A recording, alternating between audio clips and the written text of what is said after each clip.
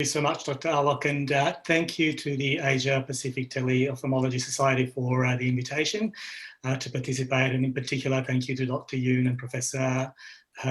It's a pleasure and an honour to be able to present to this group. I have a brief presentation ahead. I'm going to try and share my screen, hopefully without incident.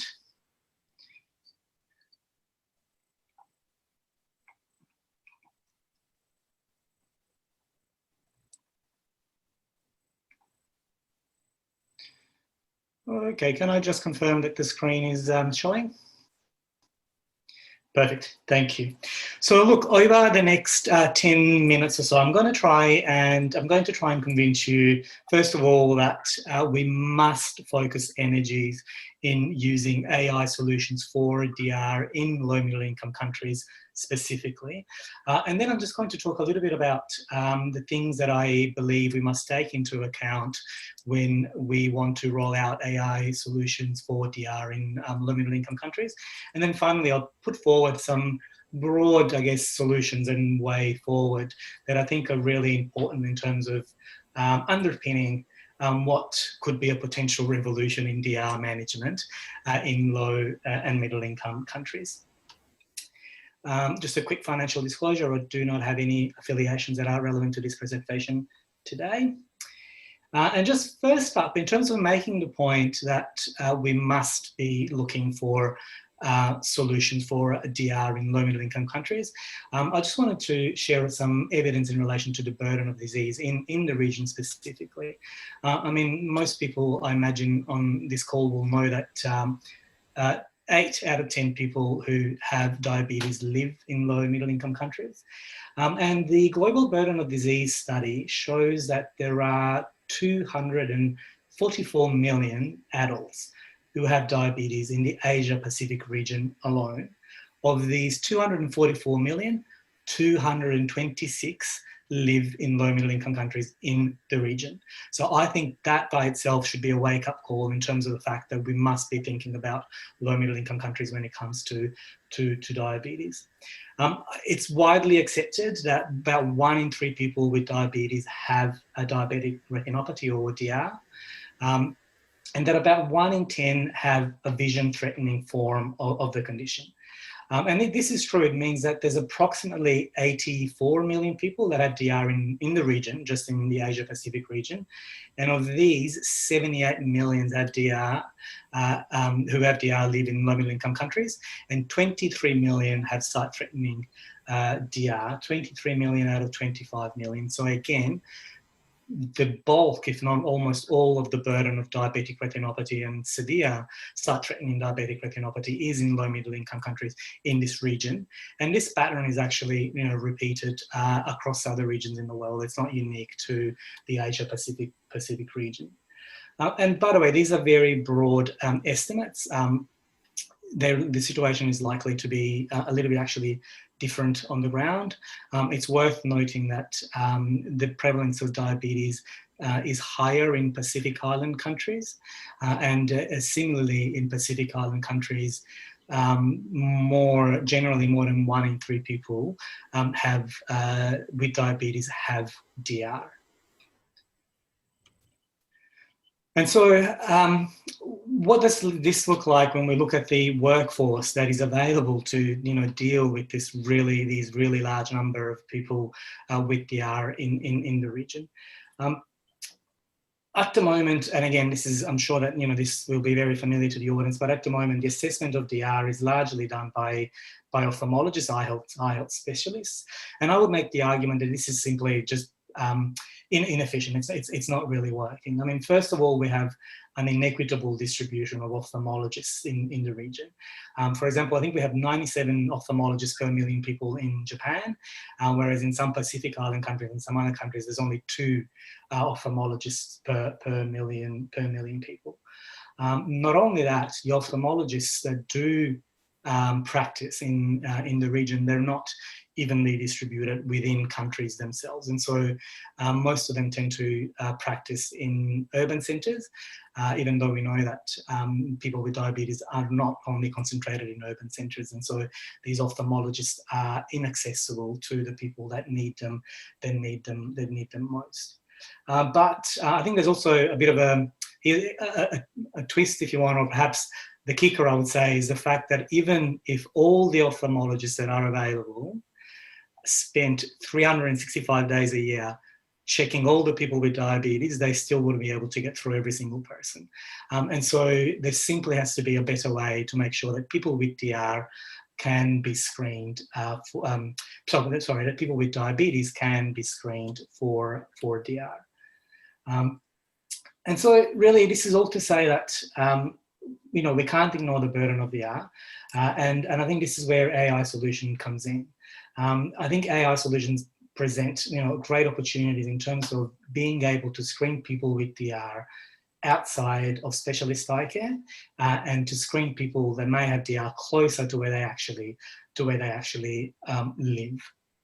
And so in the next couple of slides, what I will talk about is really some of the risks that or challenges that are associated with the rollout of AI solutions in low middle income countries specifically. You will all know that retinal images are obviously needed to develop AI solutions for DR.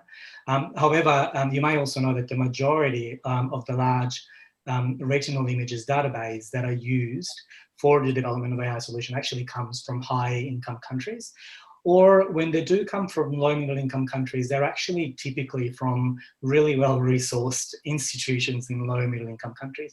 So they're not really representative of most settings in low middle income countries. And the other thing to note is that the most widely used data sets are from relatively homogeneous populations. And this introduces a real risk of developing AI solutions that are actually biased and that are trained and validated in contexts that are really different from the context in which people with diabetes in low middle income countries live.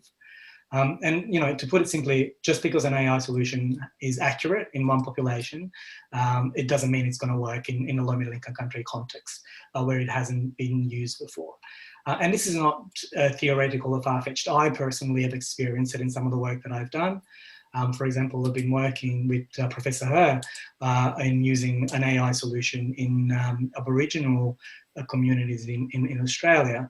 And what we found is that because the Aboriginal population, the profile of diabetes in the Aboriginal population in Australia tends to be a little different from that in other populations, the AI solution had to be tweaked so that we could achieve the accuracy that we wanted. But we were lucky that we went into this project being mindful of that and checking for accuracy. I don't think it's far-fetched to think that in a different place, a different group, they might have just tried to use the AI solution and accepted the results for what they were. So I think it's really important that we're mindful of this. And it's not just about the data used. I think it's also very much about the people that are involved in the development of the AI solution from scratch. And of course, most AI solutions that are out on the market, well, they're out on market, which means they've been already developed. But I think, in an ideal world, I think we should have people from low middle income countries as well as patients involved in the development of the AI solutions and the technology around them from the very beginning. A more inclusive approach to developing AI solutions is really needed so that the values and choices and the norms of different contexts, including the low middle income countries context, can be reflected in these AI solutions. The next two lots of risks and challenges, I think I'm using a little bit of a artificial distinction, but I'm talking about infrastructure and then I'm talking about policies and governance, but it's really about the context within which the AI solutions are actually deployed. So it's not about the AI solution themselves. And when I talk about infrastructure, I refer to, I guess, the more tangible, so to speak, things that need to be in place for AI solutions for DR to work in low middle income countries. And so we need to think about, for example, the hardware. AI solutions for DR are inherently linked with cameras. And this may not be problematic in places like Australia, where just about any optometrist has access to a retinal camera. Many general practitioners now have cameras in their practices, and they all tend to be largely automated desktop cameras, which are quite relatively easy to use and produce quite good quality images. Through the Fred Olds Foundation, I've been privileged to have worked in lots of different contexts, in lots of different regions, and the reality is that desktop retinal cameras are few and far between, and that there's a tendency to go for cheaper cameras, which means often we go for portable cameras, and they are just simply not as easy to use as desktop cameras, and it just takes a lot more work to get good quality images that can be used with AI solutions. And even when the equipment is available, I think that a sustainable solution, or the deployment of any solutions, needs to be mindful of maintenance. I think I read somewhere that something between 70 and 90% of medical equipment that is donated to low middle income countries ends up not working properly. And that's because of breakdowns, but also because there just isn't the workforce available to fix these issues with the hardware. And so I think, the question of who is going to maintain and update the AI-based health solutions and with what resources is actually crucial, especially if we're thinking about sustainability beyond piloting solution, which is what we should be doing. There's, of course, considerations to be given to the digital infrastructure and work, which is, again, not going to be a surprise to anyone. We need to be thinking about, is there internet available to access the AI solution? Otherwise, this AI solution will have to work offline. Health information management system, how is it going to interact with that? Is there ability to transfer the images? And also, but definitely, last but definitely not least, what is the digital literacy within the workforce? And speaking of workforce, it's important that there is the workforce in place who will be able to use this AI solution. Simply, picking an AI solution and plonking it into a workplace is just not going to work. We need to be mindful of the workforce available and the patient flows within that workforce. I'm sure you'll all agree with me that it just doesn't make sense to use an AI solution to screen people for DR if these people who are identified as having the condition then cannot be treated. So we need to make sure that when we look at deploying AI solutions in low middle income countries, there is adequate patient flows which will ensure that the majority, if not all patients that need treatment, actually can obtain that treatment. And I'm coming close to the end of the presentation. There's only just two more slides. Moving to the broader governance and policy environment, things that we must take into account include adequate data protection frameworks. I mean, collecting, using and storing images, I think raises really important questions in relation to consent and ownership and access. And I would say many low middle income countries, although not all, there just isn't the adequate framework to make sure that the health data, especially retinal images from patients, is well protected. And I think there has to be, at a minimum, a real clear understanding between the AI developers and the users of what these images are going to be used for. I think it's reasonable for health providers to think that the images are just going to be used for diagnosis, because ultimately that's what they are in it for. But the reality is that many developers will see it as an opportunity to continue to refine the algorithm, and therefore I would say increase marketability of the product. And so the question is, is it ethical for companies from high income countries to profit from data from low or middle income countries? I think there has to be clear and honest and transparent conversations about this. There's a regulatory environment. Just a clear example of that, I was involved in piloting the use of AI solutions by nurses. It worked really well. And then when we talked about scaling that up, we came up against an obstacle because the policy environment in that specific country that didn't allow nurses to screen for eye health conditions. And so now we're dealing with that. And so all these things have to be thought about well in advance of implementing AI solutions in low and middle income countries. And then finally, and I know this might seem strange coming from someone that works for an NGO, I think there's a challenge, I guess, that in low middle income countries, there's often, a need to coordinate eye health delivery with international NGOs, and NGOs tend to typically work in vertical programs, and this, I think, presents its own challenges in terms of introducing AI solutions. So I think we need to be thinking about systems again, which is the point I was making earlier, and how these AI solutions can benefit broader systems rather than just the AI solution. And so I come to the last slide, and I'm mindful of time, apologies, I'm close to 15 minutes, I think. What do we do about it? How do we develop responsible, sustainable, and inclusive AI solutions for eye health and DR in low middle income countries? I would say these 5 things on the slide are the most important things.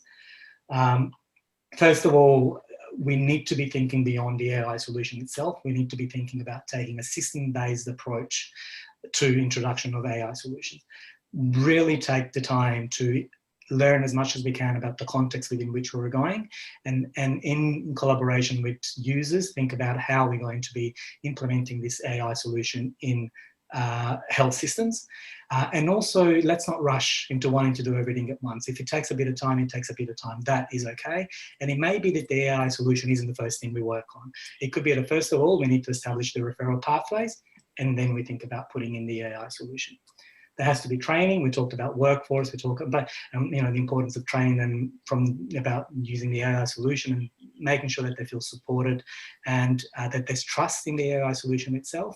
It has to be acceptable, but also training at a higher level in terms of decision makers and policy makers about the importance of that regulatory environment to make sure that the solution can be rolled out. It can be done so safely in a way that respects privacy. We need to have adequate monitoring. I gave the example of the AI solution with Aboriginal communities in Australia.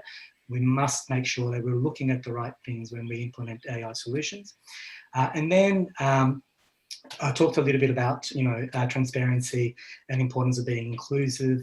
I would encourage AI developers, when working with low middle income countries, to think about how they can support rollout by putting social outcomes before financial outcomes. And so I think that's a really important consideration, because then it leads to the next dot point, which is the biggest barrier is costs in low middle income countries. And so we need to be thinking about low cost technologies that can be associated with AI solutions. For example, low cost cameras that can take good quality images. I'll stop there. I know I've gone over time, and sorry for rushing at the end. I'm very happy to answer questions now or via email later. Thank you.